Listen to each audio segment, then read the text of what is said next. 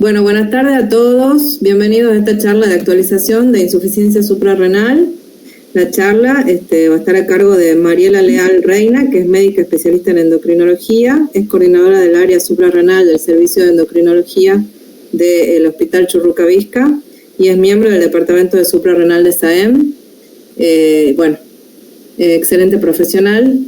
Así que, bueno, María, cuando vos te sientas lista, empezamos. Bueno, hola a todos y bueno, espero que estar a la altura. Bueno, y no sé por qué no pasa.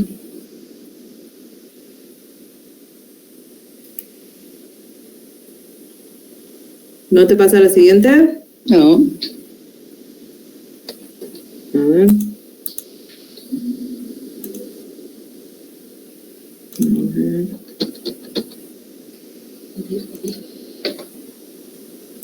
¿Por qué no pasa?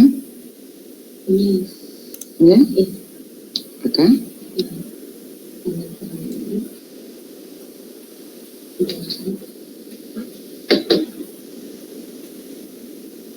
¿Pasó? Ahí está. Ahí está. La insuficiencia adrenal es la manifestación clínica de la producción o la acción deficiente de los esteroides adrenales para cumplir con los requerimientos fisiológicos. Es potencialmente mortal si no es identificada y tratada. Es el resultado de la disfunción de uno o más niveles del eje hipotálamo hipófiso adrenal. Cuando el defecto se encuentra a nivel de la corteza adrenal, se denomina insuficiencia adrenal primaria o enfermedad de Addison y se caracteriza por el descenso en la biosíntesis de glucocorticoides, mineralocorticoides y andrógenos adrenales. En la insuficiencia adrenal secundaria, el defecto se encuentra a nivel de la hipófisis y en la terciaria a nivel del hipotálamo. Tanto la secundaria como la terciaria se denominan insuficiencia adrenal central y se caracterizan por no comprometer la producción de mineralocorticoides, dado que la biosíntesis de los mineralocorticoides está regulado por el sistema renina-angiotensina-aldosterona. En cuanto a la epidemiología, la insuficiencia adrenal primaria es, la verdad, una enfermedad rara, tiene gran variabilidad geográfica y étnica y se han reportado un aumento de 10 a 20 casos por 100.000 habitantes a 221 casos por millón en el 2016 en Islandia, mientras que la insuficiencia adrenal central es mucho más frecuente con una prevalencia de 42 casos por 100.000 habitantes en Europa. En cuanto a la prevalencia de la insuficiencia adrenal central, es dependiente de la causa y la causa más frecuente es la insuficiencia adrenal inducida por glucocorticoides, es decir, la que sigue a la supresión del eje una vez que se ha suspendido la corticoterapia prolongada. Mientras que la incidencia estimada en la insuficiencia adrenal primaria, y particularmente la autoinmune, es de 4 a 6 nuevos casos por millón y por año. En cuanto a la etiología, cualquier evento que ocasione injuria a nivel de alguno de los niveles del eje hipotálamo hipófiso adrenal puede resultar en insuficiencia adrenal. En la primaria, la etiología más frecuente es la adrenalitis autoinmune, particularmente en los países industrializados, mientras que en los países en vías de desarrollo las causas más frecuentes son las infecciosas como tuberculosis o las micosis profundas, HIV. Y también pueden ser hemorrágicas por fármacos, aquellos que intervienen inhibiendo la biosíntesis de los esteroides adrenales o la acción de los esteroides adrenales. Las infiltrativas, las tumorales que deben ser bilaterales, las quirúrgicas en el caso de la adrenectomía bilateral y de las causas genéticas, las más frecuentes, la hiperplasia suprarrenal congénita. Mientras que la etiología de la insuficiencia adrenal central, la más frecuente es por fármacos y particularmente la que sigue a la suspensión de la corticoterapia prolongada debido a la supresión del eje hipotálamo-hipófiso adrenal. Le siguen en frecuencia las lesiones a nivel hipofisario como tumores hipofisarios. Respecto de como la causa más frecuente de la insuficiencia adrenal es la corticoterapia, particularmente prolongada, acá en esta tabla les muestro los diferentes glucocorticoides con efecto sistémico, los cuales se clasifican de acuerdo a la acción, digamos, a la vida media biológica, en aquellos que tienen acción corta con menos de 36 horas, intermedia entre 36 a 48 horas y prolongada mayor de 48 horas. La hidrocortisona se toma como referencia con un valor de 1 en cuanto a la potencia glucocorticoidea y mineralocorticoidea, y en esta tabla podemos ver que la más supresora de todas es la dexametasona. Los glucocorticoides naturales como la hidrocortisona y la cortisona circulan unidos a proteínas, particularmente la transcortina o CDG, mientras que los glucocorticoides sintéticos lo hacen libre o débilmente unidos a la albúmina. La albúmina tiene muy poca afinidad por los glucocorticoides sintéticos. En esta tabla, si bien la fludrocortisona no es un glucocorticoide, sino tiene un efecto mineralocorticoideo, tiene una potencia también supresora a nivel del eje hipotálamo-hipófiso adrenal de 12 comparado con la hidrocortisona. En cuanto a la fisiopatología, los gluco y los mineralocorticoides cumplen múltiples funciones celulares y en general la secreción del cortisol diaria es de 8 a 15 miligramos por día, es una secreción pulsátil, sigue un ritmo circadiano y en el estrés aumenta más de 10 veces. En cuanto a la fisiopatología de la insuficiencia adrenal, en este caso la crisis adrenal, vamos a tener por un defecto a nivel de la alteración o la disminución de la producción de los mineralocorticoides, una disminución de la reabsorción de sodio, aumento de la absorción de potasio que van a provocar hiponatremia, hipercalemia y hipotensión arterial. A su vez, por la disminución de la reabsorción de sodio va a haber disminución de volumen, lo cual va a estimular la secreción de hormona antidiurética, lo que va a agravar la hiponatremia. En la deficiencia de glucocorticoides, también que tienen efecto mineralocorticoide, se produce el mismo efecto y a nivel del metabolismo se produce una disminución de las reservas metabólicas con disminución de la producción de ácidos grasos, la liberación de aminoácidos, una disminución de la gluconeogénesis que va a provocar hipoglucemia y disminución de las reservas de energía. A nivel del sistema inmune va a haber un aumento por el efecto, se pierde el efecto inmunomodulador del cortisol y va a haber un aumento de las citoquinas inflamatorias que va a provocar insensibilidad del receptor glucocorticoideo con resistencia glucocorticoidea, lo que va a agravar la situación. Y por otro lado, las citoquinas van a provocar un aumento de la permeabilidad capilar que va a provocar a su vez hipotensión arterial.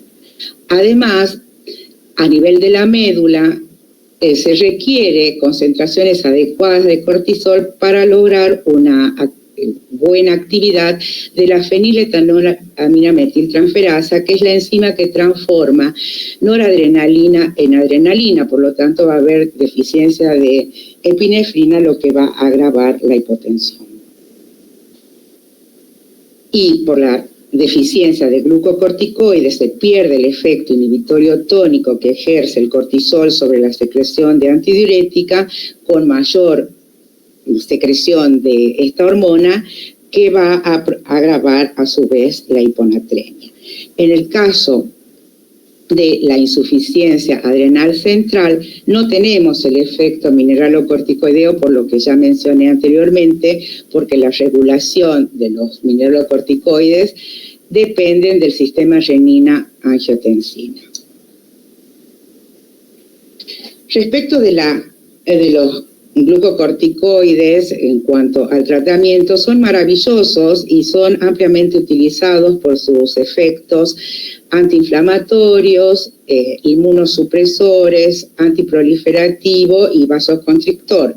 Sin embargo, el tratamiento en dosis altas y por tiempo prolongado tiene efectos adversos, ya sea por el tratamiento en sí con glucocorticoides, como el síndrome de Cushing exógeno y la supresión del eje hipotálamo hipófiso adrenal, que consecuentemente originará insuficiencia adrenal inducida por glucocorticoides, y efectos adversos debidos a la suspensión del tratamiento con glucocorticoides, particularmente si esta suspensión o este descenso se hace en forma súbita o rápida.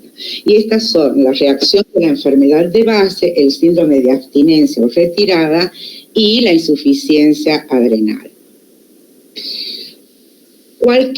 Los glucocorticoides administrados por todas las vías de administración pueden causar supresión del eje hipotálamo-hipófiso adrenal, sobre todo aquellos que son indicados en dosis suprafisiológicas, es decir, dosis que superen los 20-25 miligramos de hidrocortisona, que equivalen a 5 miligramos de prednisolona.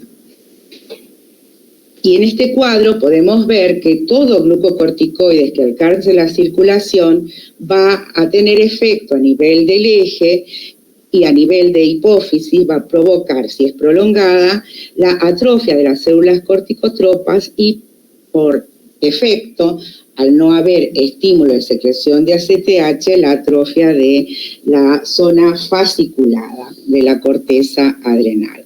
Y en el caso de los glucocorticoides inhalatorios, si bien el tratamiento es local, en alto porcentaje, el 60%, es deglutido, es tragado, y si evitan el primer paso hepático, alcanzan la circulación. Y por otro lado también, dependiendo del tamaño de las partículas utilizadas en este glucocorticoide inhalatorio, pueden alcanzar desde el pulmón la circulación.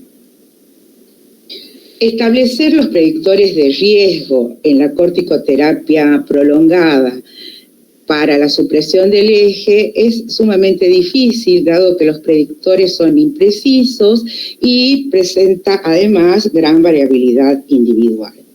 Y esto se debe a porque no tan solo están los factores o los predictores dependientes de los glucocorticoides, es decir, la clase, la duración, la potencia de ese glucocorticoide, sino también la posología, el esquema de tratamiento y la farmacocinética y farmacodinámica. Por otro lado, los predictores que corresponden a la enfermedad, no es lo mismo una enfermedad alérgica, inflamatoria o una enfermedad inmunológica o neoplástica, a la gravedad de la enfermedad y a si se utiliza o no tratamiento adyuvante que permite por ahí disminuir la dosis de glucocorticoides, como en el caso de los antirreumáticos no esteroides, los agonistas beta-adrenérgicos en asma o también la misma inmunoterapia.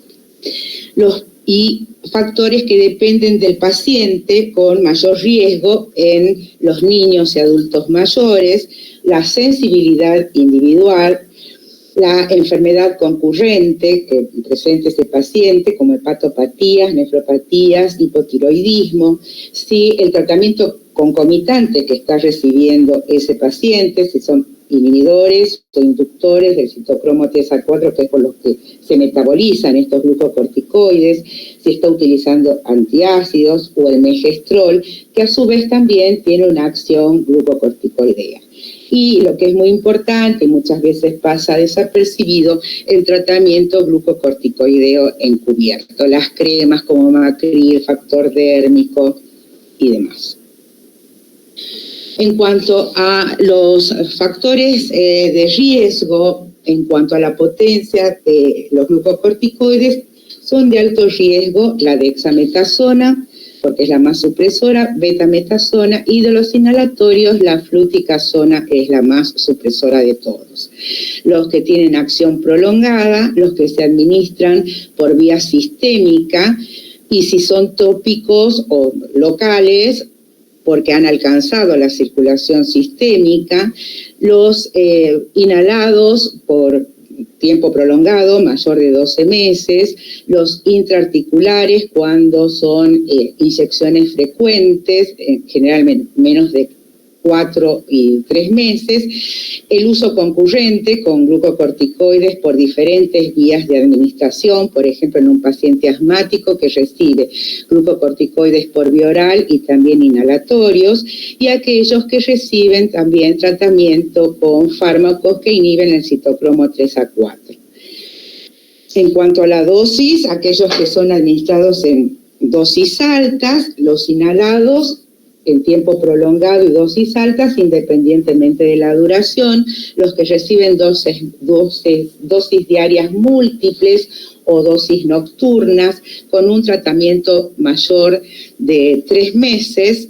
La corticoterapia prolongada se define como la administración de glucocorticoides en dosis suprafisiológicas por un periodo mayor de 3 semanas.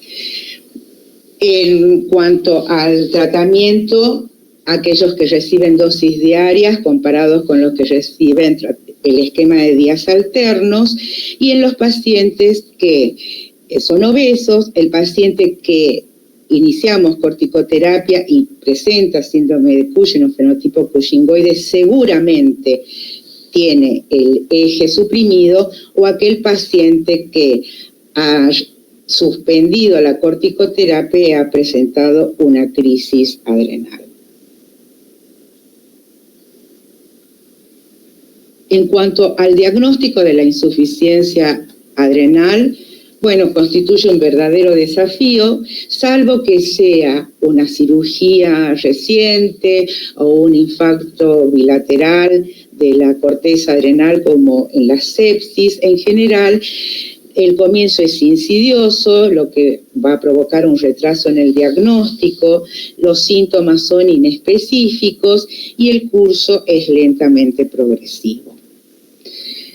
Tenemos 3 etapas, uno en el que debemos sospechar la enfermedad, y eso lo vamos a ver a través de la correcta historia clínica, el examen físico y la presentación clínica del paciente, el diagnóstico bioquímico, en el que tenemos que realizar determinaciones basales y pruebas dinámicas. Actualmente nosotros no contamos con ACTH124, y el diagnóstico etiológico con, sobre todo si queremos descartar o confirmar una adrenalitis autoinmune, la determinación de los anticuerpos anticorteza y anti-21 hidroxilasa. Otras determinaciones, por ejemplo, dependiendo ACTH, la evaluación de otros ejes, cultivos, serologías para determinadas infecciones, las imágenes y la punción biopsia guiada por tomografía, que es el último recurso para lograr el diagnóstico etiológico. En cuanto al diagnóstico clínico, la presentación clínica es variable, los síntomas son inespecíficos y variables. En cuanto a la causa, puede ser primaria o central. En cuanto a la extensión de la disfunción, puede ser parcial o subclínica, o completa y clínica. Y en cuanto al tiempo de evolución, puede ser gradual o crónico, presentarse en forma aguda, que es lo que conocemos como crisis suprarrenal. Lo importante es que en la insuficiencia adrenal primaria, para que el curso clínico sea aparente, el compromiso bilateral de la corteza adrenal debe ser igual o mayor al 90%. Las manifestaciones clínicas son variables e inespecíficas, leves hasta el shock, y la severidad va a depender de la presencia de estrés y el aumento de la demanda de glucocorticoides. Es una enfermedad sistémica y vamos a tener, en el caso de la insuficiencia adrenal primaria, compromiso de las 3 capas de la corteza adrenal, con los que corresponden a los mineralocorticoides, fundamentalmente hipotensión y deshidratación, hiponatremia con hipercalemia. Aunque si el paciente ya tiene una crisis adrenal, ya sea por una insuficiencia adrenal central y el paciente tiene compromiso de la función renal, también podemos encontrar hipercalemia en la insuficiencia adrenal secundaria.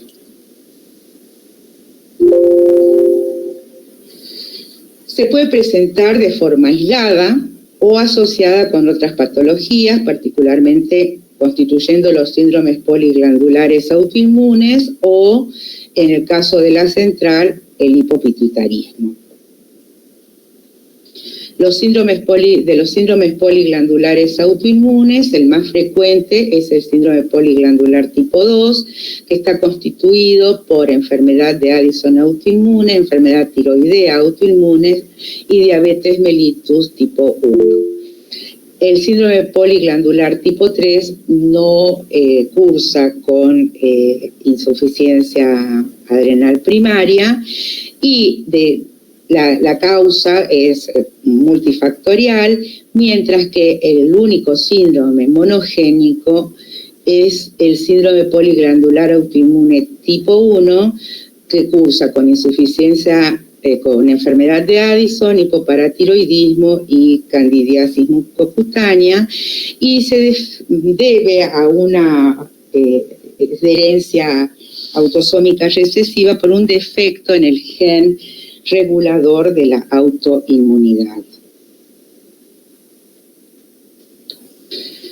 La enfermedad tiroidea más frecuente asociada con la enfermedad de Addison es la patología tiroidea. Y en el caso de la insuficiencia adrenal primaria, no todas se presentan con hipopotasemia, salvo el 64%. Y otra cosa que es importante, que en la insuficiencia adrenal podemos tener, por el efecto inhibitorio tónico de los glucocorticoides, TSHs normales altas o levemente altas, con niveles que por lo general no superan el 10%. Vamos a tener eosinofilia, vamos a tener linfocitosis. La enfermedad de Addison autoinmune se caracteriza por tener un curso preclínico prolongado, pero en este inicio ya están presentes los anticuerpos anticorteza y anti-21 hidroxilasa.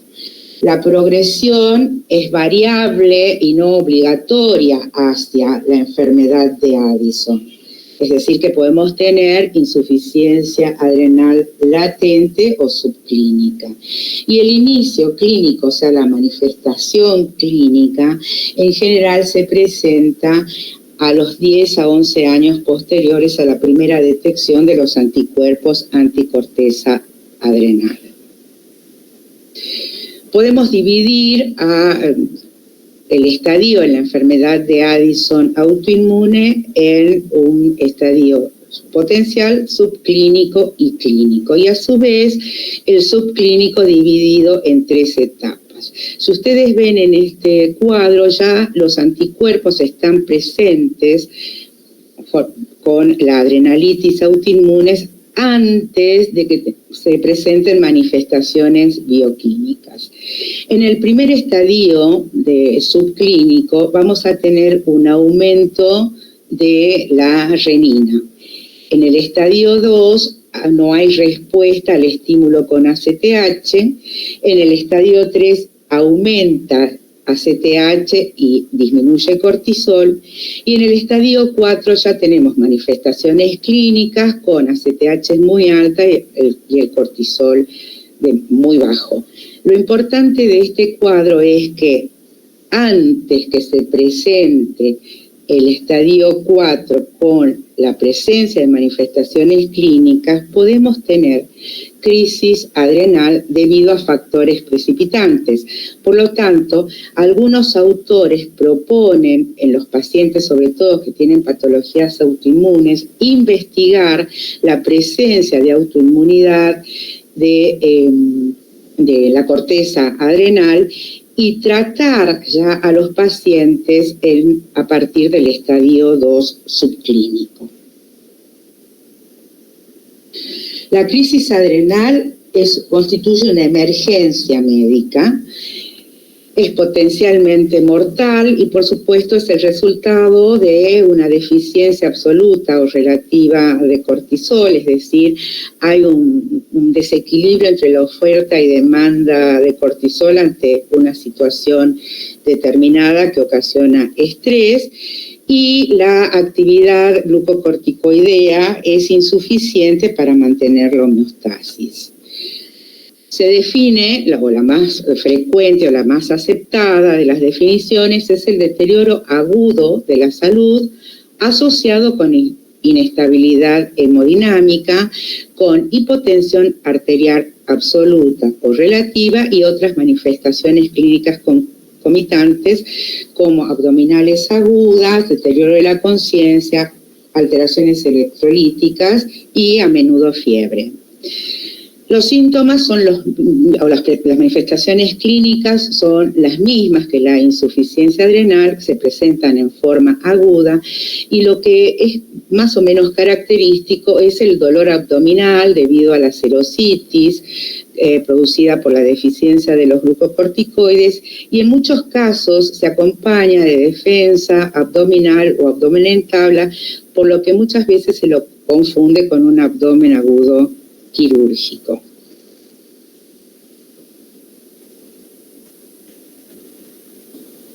En cuanto a la clasificación, no necesariamente para tener una crisis adrenal debemos tener al paciente en shock hipovolémico. Podemos tener el paciente en el consultorio, que nos refiere la clínica de estar muy fatigado, el dolor, la hiponatremia, podemos ver la hipercalemia, la asistencia hospitalaria, en casos más graves la admisión a la unidad de cuidados intensivos y el último grado, por supuesto, la muerte por la crisis adrenal. Tiene una incidencia de 3 a 17 crisis adrenales por 100 pacientes por año cuando conocemos que el paciente es portador de insuficiencia adrenal y una mortalidad de 0.5 a 6 por 100 pacientes por año. Lo importante es que se observa una franca mejoría, sobre todo en la parte hemodinámica, en 1 a 2 horas después de la administración parenteral de los glucocorticoides. Pero muchas veces es el debut de la insuficiencia adrenal. Hay que pensar en la insuficiencia adrenal en un paciente hemodinámicamente estable y que no se recupera con la resucitación. Los factores desencadenantes más frecuentes son las infecciones y entre las infecciones la gastroenteritis, pero también el perioperatorio, el estrés psicológico, el dolor, la actividad física vigorosa, el embarazo, la interrupción del tratamiento o el tratamiento irregular con el tratamiento de reemplazo y en aquellos pacientes que iniciamos levotiroxina o el hipertiroidismo puede desencadenar la crisis adrenal si no conocemos. ¿Cuándo vamos a sospechar entonces insuficiencia adrenal. Cuando no podamos explicar los síntomas de ese paciente o los signos nos sugieran insuficiencia adrenal, como las alteraciones hidroelectrolíticas, la acidosis, hipotensión, hipoglucemia, fatiga extrema, dolor abdominal, vómitos y diarreas. También cuando el paciente se presente con estos síntomas y tenga antecedentes personales o familiares de enfermedad autoinmune, enfermedades sistémicas, infecciosas o infiltrativas, traumatismos graves, insuficiencias hormonales pituitarias y aquellos fármacos que inhiben la biosíntesis o bloquean la acción de los esteroides adrenales. Y la inmunoterapia, los anticoagulantes, por ejemplo. Cuando suspendemos la corticoterapia en forma rápida o súbita, no hemos dado tiempo a la recuperación del eje hipotálamo hipófiso adrenal y por lo tanto podemos tener las siguientes complicaciones que no son otra cosa que la misma, diferentes caras de la misma moneda, como la reactivación de la enfermedad subyacente, el síndrome de abstinencia y la supresión del eje que puede ser clínica y bioquímica o solamente bioquímica. Aquí no existe acuerdo entre los autores, dado que algunos consideran, no hay una definición basada en la evidencia de la insuficiencia adrenal inducida por glucocorticoides, dado que algunos consideran como sinónimo a la supresión del eje, mientras que otros dicen que es la presencia de las manifestaciones clínicas seguidas a la supresión del eje post-corticoterapia. También los estudios, por supuesto, la mayoría son observacionales, son retrospectivos, son heterogéneos en cuanto a diseño, por lo tanto hay gran variabilidad también de resultados. Y por ejemplo, en la crisis adrenal, SMAN ha reportado una prevalencia de 15, una incidencia de 15 crisis adrenales en 100 pacientes por año, mientras que Rushworth ha reportado que es menos del 1%, porque esto también depende cuáles son los criterios que ellos han considerado para definir crisis adrenal en estos pacientes. Pero teniendo en cuenta esto, que son las complicaciones de la corticoterapia, en cuanto a los síntomas, vamos a tener síntomas que son comunes a los tres, al síndrome de retirada, la insuficiencia adrenal y la enfermedad subyacente, que son síntomas inespecíficos. Otros un poco más específicos en cuanto a la supresión del eje, como náuseas, mialgias, cefalea, fiebre, y además la enfermedad subyacente, además de estos síntomas, vamos a agregar los dependientes de la enfermedad, es decir, en una artritis reumatoidea puede tener artralgias, pero además va a agregar el fenómeno inflamatorio, la rigidez matinal y demás.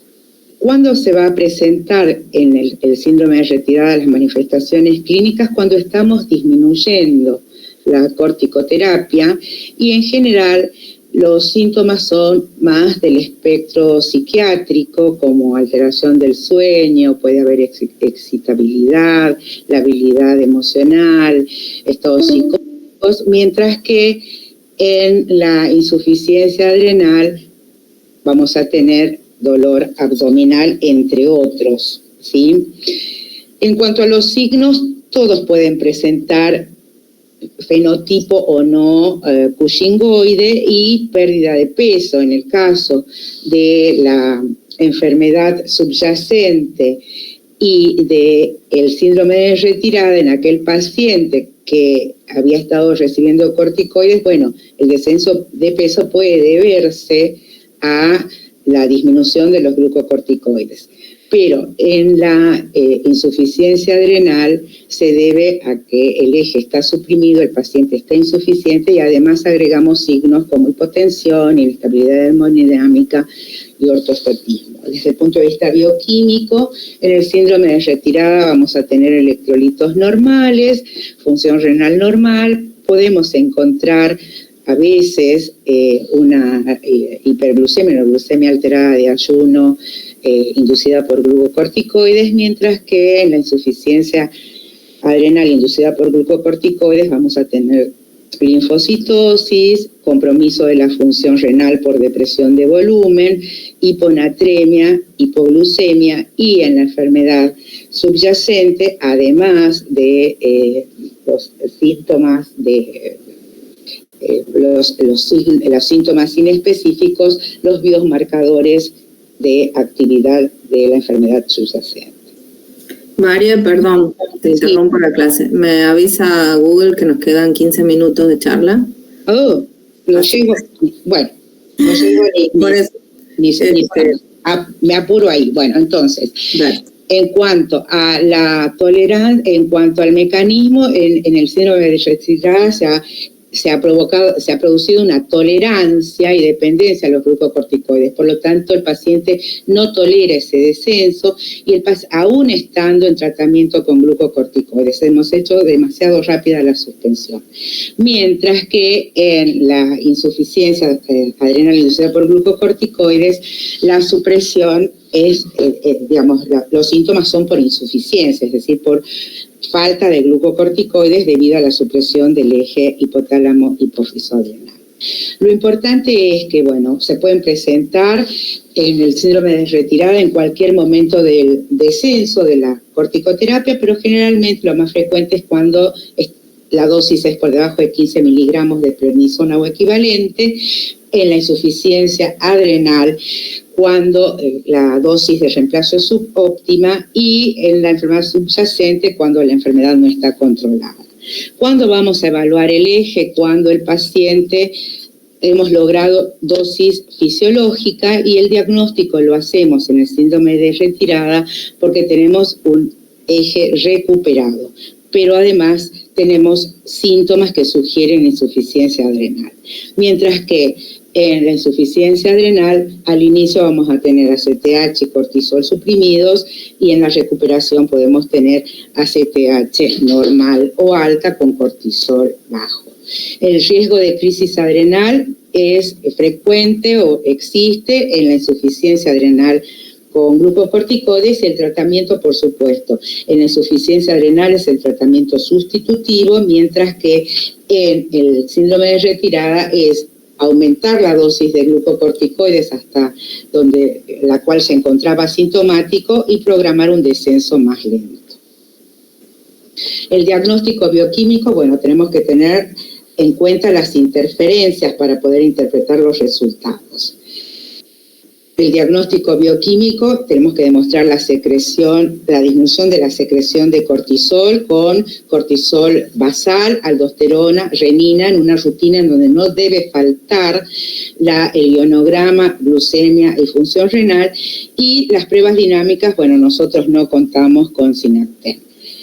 El nivel de la disfunción lo hacemos con la determinación de ACTH, y en el etiológico, las determinaciones de los anticuerpos, en el caso que sospechemos una enfermedad de Addison autoinmune, otras determinaciones como los ejes hipofisarios, 17 hidroxiprogesteronas en las insuficiencias suprarrenales congénitas, PPD, serologías y cultivos para micobacterias y hongos, y la determinación de los ácidos grasos de cadena muy larga si pensamos en una adrenoleucodistrofia, y las imágenes resonancia o tomografía computada.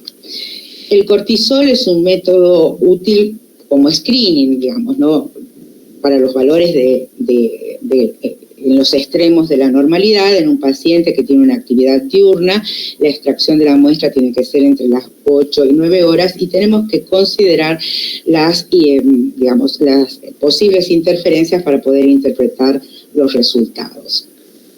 Acá en esta diapositiva les muestro los tanto los inhibidores del citocromo 3A4, que en general lo que van a hacer es disminuir el metabolismo, por lo tanto van a aumentar la concentración de los glucocorticoides y tienen mayor efecto a nivel de la supresión del eje, y entre ellos están fundamentalmente los azoles y los retrovirales y los inductores, que son los que aumentan el metabolismo de los glucocorticoides, por lo tanto disminuye la exposición, y en esto tenemos fundamentalmente rifampicina, los antituberculosos y los anticonvulsivantes. En cuanto al valor de cortisol, un valor de cortisol menor de 5 confirma insuficiencia adrenal. No siempre, no todo cortisol bajo es insuficiencia adrenal, tenemos que tener en cuenta las interferencias. Un valor superior a 15, con métodos actuales 12 o 13, descarta insuficiencia adrenal, pero en los valores intermedios sugieren un valor mayor de 10 microgramos por decilitro, sugiere normalidad del eje. Esta es la secreción, 10 microgramos por día, 10 miligramos por día es lo que más o menos secreta en condiciones basales la glándula suprarrenal. La CTH va a estar muy aumentada en la insuficiencia adrenal primaria, en la secundaria va a estar normal o disminuida, la renina va a estar aumentada en la primaria, normal en la central, la aldosterona va a estar normal baja o baja en la insuficiencia primaria, normal en la central, la natremia va a estar baja en la insuficiencia adrenal primaria, normal o disminuida por dilución en la central, y la hipercalemia solo va a estar presente en el 65% en el caso de las insuficiencias primarias. En cuanto a la prueba de Synacten, una respuesta superior a 18 microgramos por decilitro a los 30-60 minutos posestímulo descarta insuficiencia adrenal. Con valores actuales más específicos, con métodos más específicos, ese valor a los 30 minutos es de 15 microgramos por decilitro. Como alternativa, cuando no podemos medir cortisol sérico o plasmático, tenemos el cortisol libre. Nosotros lo hacemos con salival, pero no está estandarizado y no ha sido comparado con el cortisol sérico. En cuanto a los anticuerpos anti-21 hidroxilasa, tienen alta sensibilidad y especificidad para el diagnóstico y deben ser evaluados desde el inicio. Cuando están presentes también tenemos positividad de los otros anticuerpos, mientras que si este está ausente, la presencia de los otros anticuerpos es mínima.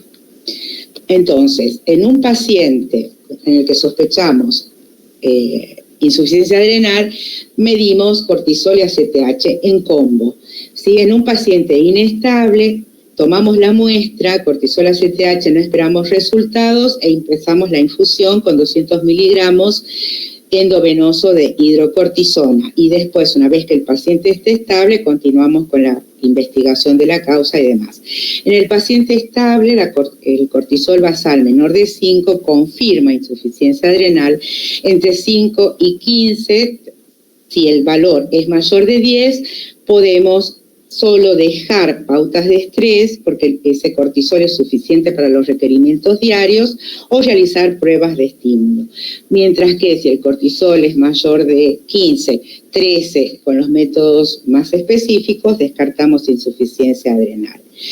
Ahora, de acuerdo a la prueba de cortisol y ACTH o a la prueba de estímulo, si tenemos cortisol bajo con ACTH baja o normal, vamos a pedir una resonancia de la región celular y la determinación de los ejes hipofisarios. Si son normales, vamos a pensar en fármacos o en deficiencia aislada de ACTH, pero si es anormal, dependiendo de la imagen, tendremos macroadenoma, cicatriz vacía, hipofisitis, metástasis, etc. Mientras que en la primaria vamos a tener cortisol bajo, ACTH aumentada, en general el doble del valor del límite superior, pero les digo que en la enfermedad de Addison en general las encontramos por arriba de 500, 1200, es muy elevada el nivel de ACTH. Vamos a hacer la determinación de renina, que va a estar aumentada, potasio y la determinación de anticuerpos anti-21 hidroxilasa. Si son positivos, puede ser enfermedad de Addison o estar ante la presencia de un síndrome poliglandular. De acuerdo al fenotipo, si son niños y tienen anticuerpos antiinterferón positivos, hacemos el diagnóstico o sospechamos síndrome poliglandular tipo 1. Si son negativos, entonces hacemos la determinación de 17-hidroxiprogesterona y imágenes adrenales. Si está aumentada, hiperplasia suprarrenal congénita. Si es normal, hacemos la determinación de los ácidos grasos de cadena muy larga y evaluamos síndromes genéticos. Si la tomografía es normal, evaluamos síndromes genéticos y adrenoleucodistrofia, y si está aumentada podemos pensar en hiperplasia suprarrenal congénita, enfermedades infiltrativas, hemorragias tumorales e infecciosas. Y si no, todo esto es normal, tenemos insuficiencia adrenal idiopática.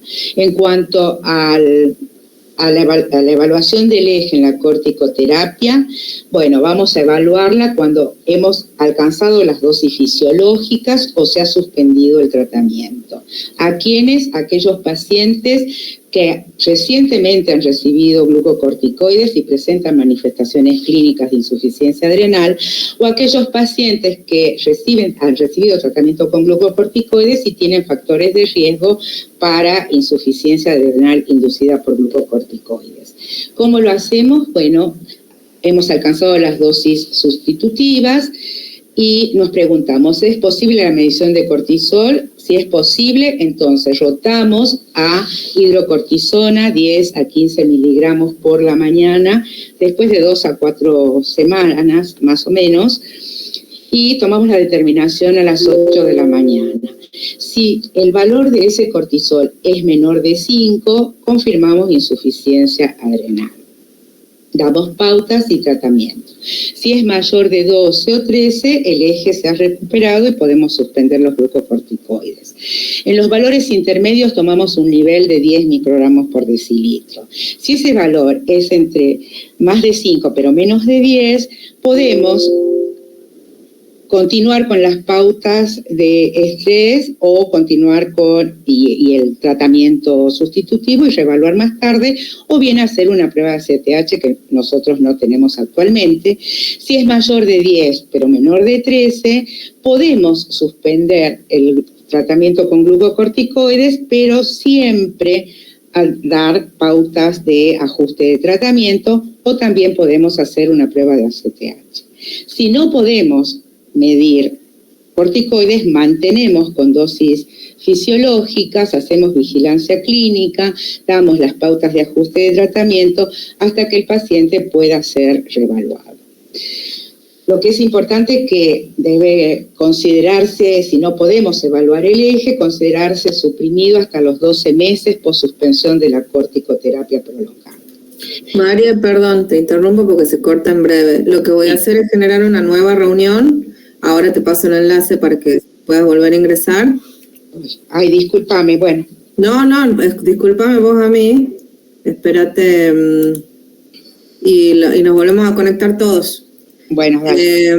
Les pido a todos, bueno, pueden ir saliendo de la reunión, yo voy generando un nuevo enlace y ahora lo paso por el chat de socios a la CEN y a vos, María, te lo mando a tu chat, así podemos volver a ingresar todos, ¿sí? Bueno, ¿y por qué no pasa? Bueno, se ve perfecto, entonces. Sí. Bueno, entonces, si no tenemos la posibilidad de evaluar el eje, tenemos que, en una corticoterapia prolongada que ha sido suspendida, debe considerarse suprimido el eje hasta los 12 meses post-suspensión. La recuperación del eje lleva aproximadamente entre 12 a 16 meses. pero hay autores que han reportado que una supresión del eje por más de 3 años. Y en estos últimos estudios recientes, si después del año persiste, no hay recuperación, digamos, dependiendo del valor de cortisol, si este cortisol es menor de 7.2, de 7, la probabilidad de recuperación es menor, y si la prueba de ACTH, el delta, es menor de 3.6 microgramos, también la posibilidad de recuperación una vez que ha suspendido más de 1 año los glucocorticoides es baja. Y bueno, se debe reevaluar cada 3 a 6 meses.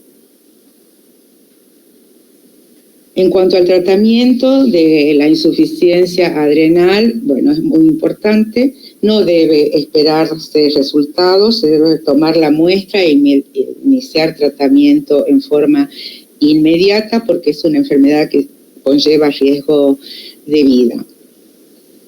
Lo que es importante saber que el tratamiento de reemplazo no imita el ritmo fisiológico exacto. Los objetivos del tratamiento son garantizar la salud del paciente y la prevención de la crisis adrenal y del hipercortisolismo iatrogénico, es decir, una sustitución insuficiente o excesiva. Por lo tanto, el tratamiento es integral y personalizado. Para el tratamiento contamos con los glucocorticoides, los mineralocorticoides, en el caso de la insuficiencia adrenal primaria, aunque no siempre, y la DEA, la de hidropeandrosterona.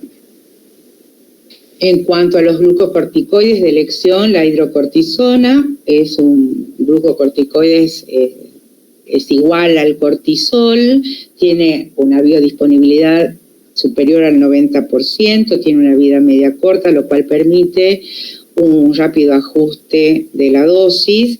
La dosis de reemplazo es entre 15 a 20 miligramos por día y en general cuando se utiliza cortisona, acetato, digamos, debemos dar 5 miligramos más. Se divide en 2 o 3 tomas, en general la dosis mayor a la mañana, con el último tercio entre las 16 y las 17 horas para tratar de imitar el ritmo circadiano. Si no contamos con hidrocortisona, podemos administrar prednisona o prednisolona con dosis de reemplazo entre 3 a 5 miligramos por día en una dosis o dividida en 2. Esto va a depender de la compliance del paciente y si se trata de una insuficiencia adrenal central o primaria. Muchas veces se puede, en el caso, si vamos a sustituir con prednisona y es una insuficiencia adrenal primaria, sí o sí debemos agregar mineralocorticoides porque si bien tiene efecto es mucho menor que el que tiene la hidrocortisona. Los mineralocorticoides, bueno, la fludrocortisona, la dosis de reemplazo, perdón, ¿se fue o no? Perdón, ¿qué hice? Ay, pero yo tenía desactivado el micrófono. Se achicó la imagen, creo que la tenés que volver a poner en presentación. ¿Acá? Bueno. Perdón. No, no hay drama.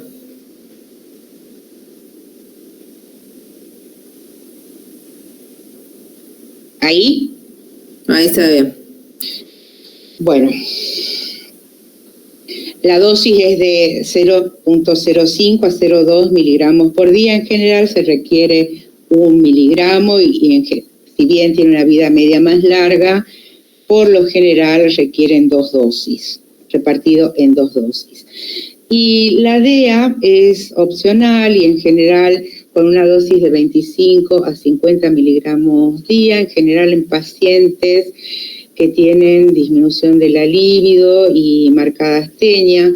No ha sido confirmado o validado este tratamiento como obligado en la insuficiencia adrenal.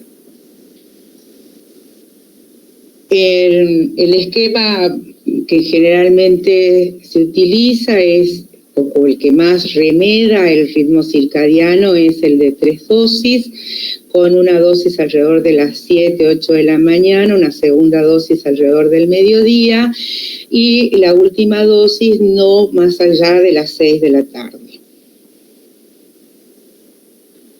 Ante los síntomas graves o sospecha de crisis adrenal, extraemos una muestra de sangre para las determinaciones de cortisol, ACTH, ionograma, todo lo que necesitemos para el diagnóstico. No esperamos resultados e iniciamos en forma inmediata el tratamiento con hidrocortisona endovenosa en dosis adecuada para estrés. En general administramos 100 miligramos de hidrocortisona en bolo, seguido por una infusión continua en 24 horas de 200 miligramos. Si no podemos hacer la infusión continua, 50 miligramos cada 6 horas en bolo. Mantenemos esa dosis hasta que el paciente esté mejor por 2 o 3 días y después vamos a iniciar el descenso progresivo. Por supuesto que se hacen la resucitación con fluidos y una vez cuando vamos a sustituir con fluorocortisona, cuando hemos alcanzado dosis por debajo de los 50 miligramos de hidrocortisona. 100 microgramos de fluorocortisona equivalen a 40 miligramos de hidrocortisona. Bueno, vamos a hacer el descenso gradual y cuando hemos alcanzado más o menos el doble de la sustitutiva, damos la administración vía oral y suspendemos la infusión en general 30 minutos a 1 hora después. En cuanto al seguimiento, hasta la fecha no existen métodos que nos permitan revelar si la dosis del tratamiento es suficiente.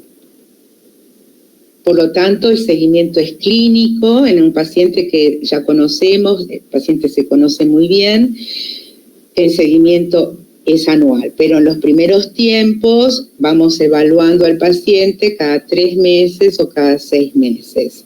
Por supuesto, interrogamos, hacemos el examen físico, evaluamos si hay hipotensión o taquicardia ortostática.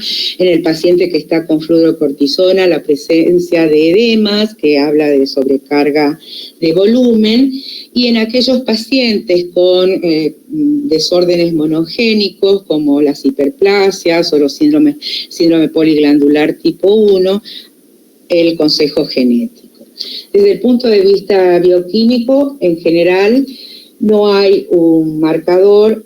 Se ha propuesto el perfil cortisolémico con la medición de cortisol 1 hora post dosis, la primera dosis, pero sobre todo para evaluar si se absorbe bien la medicación. Cuando yo estaba en el Ramos Mejía, hasta la fecha se sigue utilizando el perfil cortisolémico, en donde se obtiene una muestra de sangre a la hora de la primera toma de la mañana, y ese valor tiene que ser entre 25 y 32, y una segunda muestra alrededor de las 4 de la tarde, previo a tomar la dosis de la tarde, y el cortisol tiene que ser aproximadamente de 6. Yo lo he intentado, me ha dado los resultados muy variables, porque yo sustituyo con 3 dosis diarias. El ionograma, sí vamos a seguir con ionograma, la renina para ver el ajuste de fluorocortisona si fuera necesario, y por supuesto la evaluación de las enfermedades autoinmunes asociadas. ¿Cuál es la posición de la Sociedad Italiana de Endocrinología? Que no existe ningún marcador bioquímico que pueda utilizarse para evaluar la eficacia y la eficiencia del tratamiento. No existen criterios absolutos para recomendar un esquema de reemplazo sobre otro, y que evaluarse cada caso en particular teniendo en cuenta diferentes factores para el tratamiento, entre ellos la etiología de la insuficiencia adrenal, el tiempo de evolución, si es una condición crónica o transitoria, la edad del paciente, la adherencia al tratamiento y las comorbilidades. Y eso va a depender mucho porque, por ejemplo, en las pacientes que con hiperplasia suprarrenal congénita variante clásica, muchas veces elegimos el tratamiento con prednisona, dado que es una dosis diaria y la paciente tiene mejor adherencia al tratamiento. ¿Cómo vamos a prevenir la crisis adrenal? Bueno, con la educación del paciente, sus familiares y el sistema de salud, y siempre entregar las pautas para ajustar las dosis en las diferentes situaciones de estrés. Vamos a enseñar acerca de la enfermedad, cómo actuar frente a las situaciones de estrés de acuerdo a la clase y a la gravedad del estresor, y le vamos a enseñar al paciente la autoadministración de glucocorticoides por vía intramuscular y subcutánea. Acá también vamos a tener cuidado si el paciente está anticoagulado. Vamos a explicarle que es necesario que tenga un botiquín que esté completo con los comprimidos, con las ampollas, jeringas y las pautas.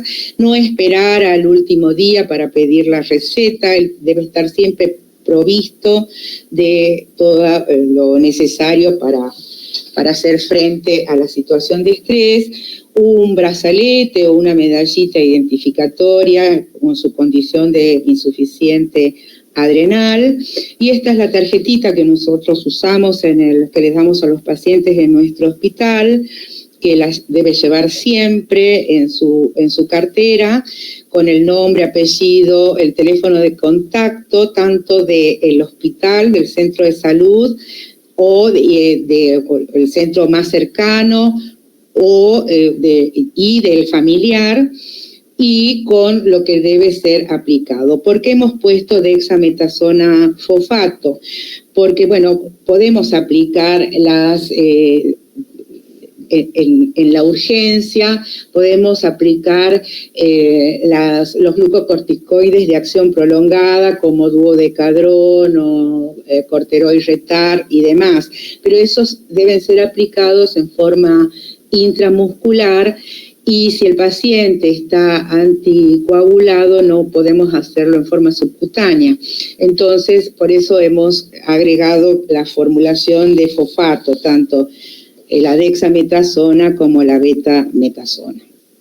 Porque es importante la dexametasona, y ustedes dirán, bueno, pero la dexametasona no tiene un efecto mineralocorticoides, y si estoy en una enfermedad de Addison, no sirve porque no me está cubriendo mineralocorticoides.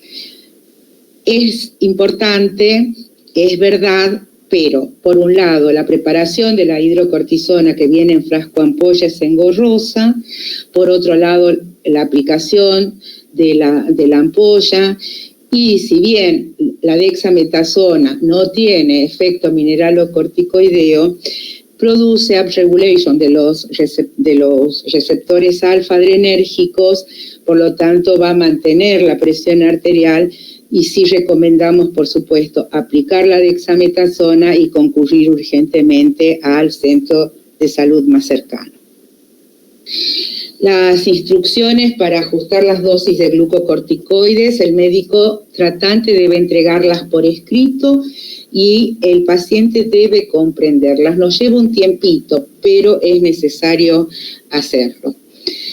Entonces, vamos a ajustar las dosis de acuerdo. Si es un estrés leve, vamos a duplicar o vamos a triplicar la dosis de hidrocortisona. Si el paciente si esos síntomas persisten por más de 24 horas, debe concurrir al hospital. Si el paciente presenta vómitos y o diarreas, no va a absorber la medicación, por lo tanto, en ese caso requiere tratamiento parenteral, y es lo que le explicaba de la hidrocortisona, ¿no? Entonces, nosotros indicamos la dexametasona y la concurrencia urgente al centro de salud más cercano.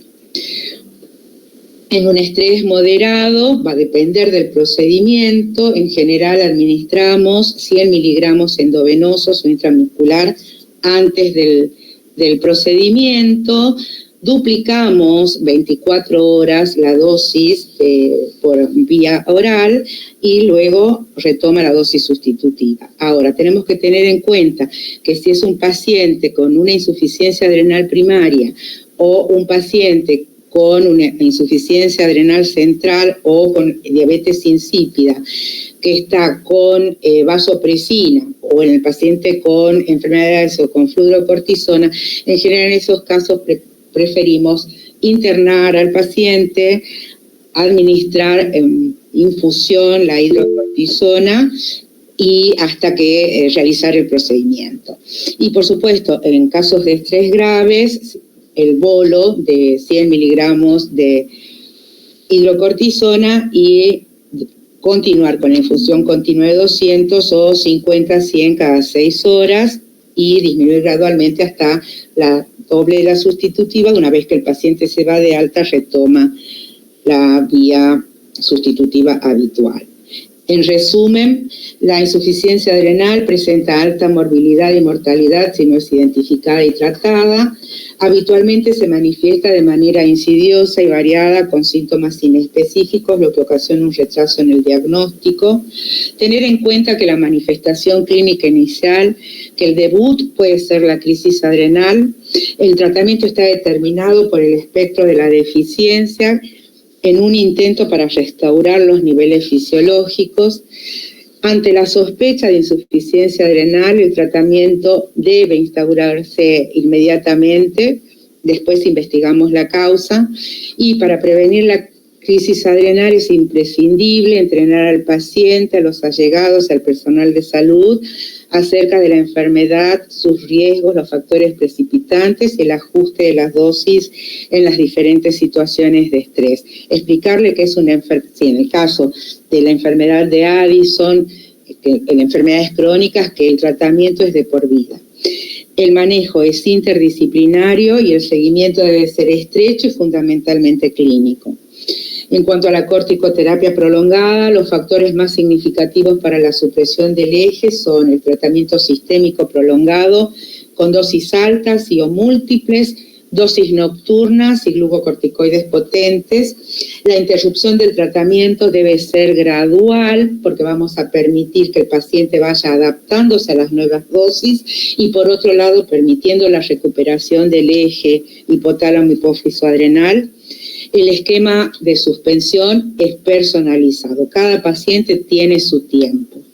El paciente debe conocer el riesgo de insuficiencia adrenal inducida por glucocorticoides y las medidas para enfrentar las diferentes situaciones de estrés. Y en lo posible debería evaluarse el eje antes de iniciar y después de interrumpir el tratamiento con glucocorticoides. Muchas gracias.